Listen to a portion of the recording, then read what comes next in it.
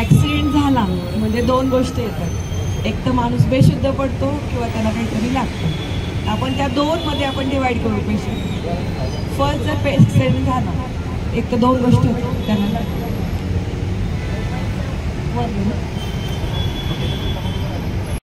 हे सगळ्यात महत्त्वाचं. ॲक्सिडेंट झाला का बरेचसे लोक घाबरतात. ॲक्सिडेंट झालाय पास्ट येतो, आता इथे पुढे काय हे महत्त्वाचं. आता आपण दोन याच्यात करू, फर्स्ट एड आणि CPR हे दोन पद्धती.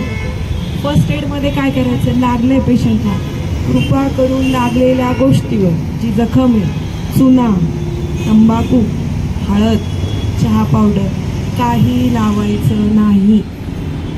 की ते लावलं नाही तर आमचं 50% काम कमी होतं. तुम्ही तंबाखू भरली, चहा पावडर भरली, हळद भरली, चुना भरला, हे साफ करायलाच आम्हाला 15 ते 20 मिनिटं जातात. स्टिच टाकायचं म्हटलं का एक आणि एक पार्टिकल त्यातनं काढावा लागतो अक्षरशः. ते धुण्यासाठी, ते क्लीन करण्यासाठी पेशंटचे 15 ते 20 मिनिटं जातात. त्यामुळं कधीही काही लागलं, चहा पावडर, चुना, हळद काही लावायचं नाही. चुना सगळ्यात डेंजर. चुना लावतात, अक्षरशः भरतात त्याच्यात, त्या जखमेत. चुन्याने जे साईड मार्जिन्स आहेत, जे आपले जुळणार आहेत, ते सगळं जळून जातं, कडक होतं अक्षरशः. जी जखम 8 ते 10 दिवसात भरणार आहे तिला भरायला 15 ते 20 दिवस जातात. सेप्टिक खूप होतं. चुना हे ॲसिडिक आहे. ॲसिडिक कोणती गोष्ट आपल्या शरीरावर पडली की चुनचुन होते आपल्याला. चुना जाळतो आपली स्किन, त्यामुळे चुना लावायचा नाही. हळद, काय वाटतं तुम्हाला, हळद प्युअर असेल? सगळं केमिकल आहे. आपल्या शरीरात केमिकल गेलं की त्याची ॲडवर्स रिॲक्शन म्हणजे काय, वाईट परिणाम सुरू होतात. त्यामुळे चुना लावायचं नाही. आता काय करायचं, कितीही लागलं, स्वच्छ धुतलेला रुमाल असतो प्रत्येकाच्या खिशात, नसलं तर लेडीजला स्कार्फ असतोच, पटकन फाडा आणि प्रेशर बँडेज बांधा. नाही काही सापडलं तर आपला हा पाम आहे, हाताचा तळवा 10 मिनिटं प्रेस करा.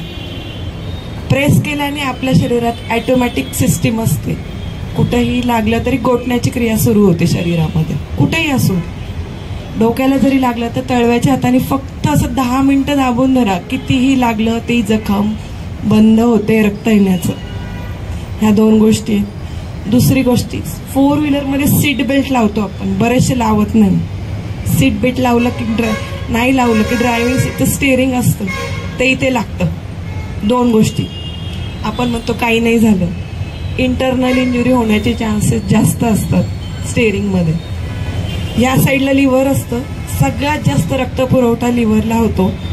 हे जे रिब केज आहे म्हणजे आपण म्हणतो हाडं जे असतात आपल्यावरती, ते लिटरली घुसतात लिव्हरमध्ये, आपल्याला कळत नाही आपल्याला इंटरनल इंजुरी झाली आहे. त्यामुळे जरी थोडं लागलं तर तुमच्या ओळखीच्या डॉक्टरांना भेटा. त्याने काय होईल, इंटरनल इंजुरी असेल ती लगेच डायग्नोस होईल, त्यानुसार तुम्हाला ट्रीटमेंट लवकर भेटेल. तिसरी गोष्ट, फ्रॅक्चर झालंय, हाताने वाकडं तिकडं काही करायचं नाही. फ्रॅक्चर जरी नसलं तरी लिगामेंटल टिअर असतो. लिगामेंटल टिअर म्हणजे काय, 2 हाडं बांधून ठेवण्याचं रबर बँड. रबर बँड फाटलं की त्याला सर्जरीच लागते. आपल्याला कळत नाहीये ना काय करायचं, काही करू नका. सिंपल त्या पेशंटला डॉक्टरांकडे घेऊन जा. ॲटलिस्ट आपल्याला त्याला मदत नाही करता आली तर त्याची प्रॉब्लेम्स वाढवू नका.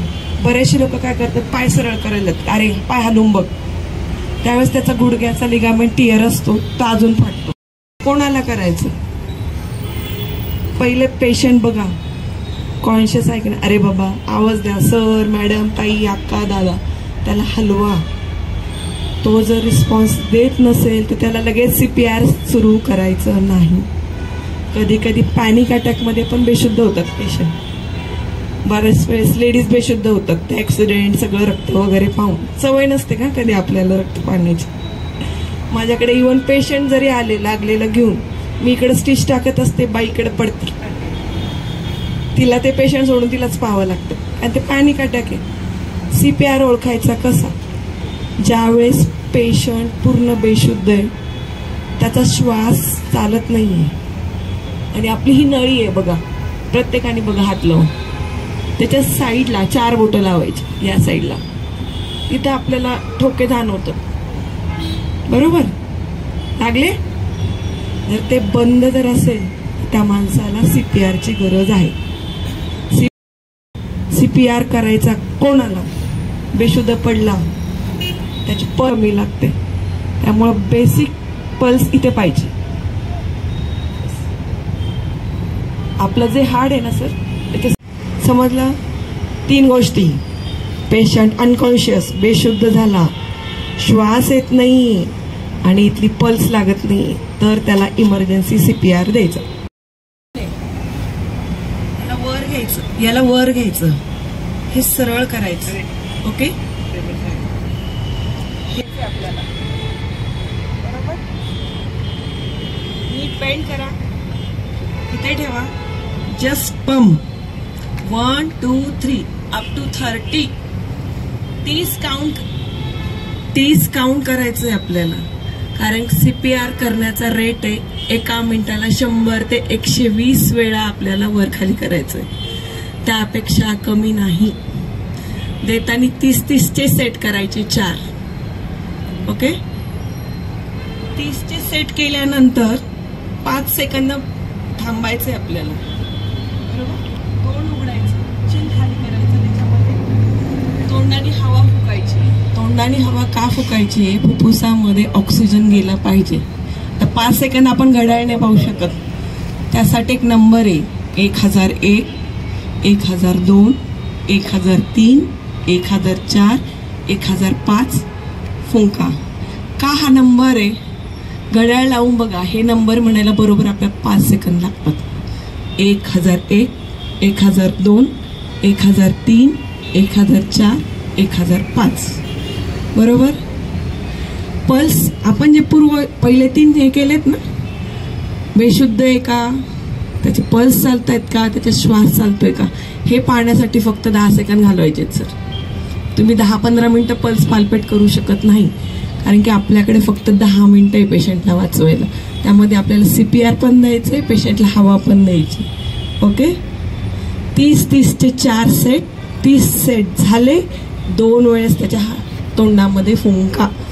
आता म्हणताल मॅडम कोरोना आहे, आता कसं फुंकायचं? तुम्हाला वाटला डाऊट? नाही बाबा, नाही फुंकायचं. CPR देत राहा 30-30च्या सेकंदात. ओके, तुमची सेफ्टी सगळ्यात महत्वाची आहे. ब्लड जड असेल, कृपा करून ब्लडला हात लावू नका. माहित नाही आहे पेशंट हेपेटायटिस B पॉझिटिव्ह आहे का, हा ब्लड मधनं होतो दुसऱ्याला, आणि HIV आहे. आपण ब्लड टेस्ट केली का पेशंटची? माहित नाही आपल्याला. घरचा पेशंट असेल तर माहिती बाबा आपल्याला हे आहे, तुम्ही बिनधास्तपणे तोंडामध्ये हवा देऊ शकता. Okay, any doubts? काही अडचण?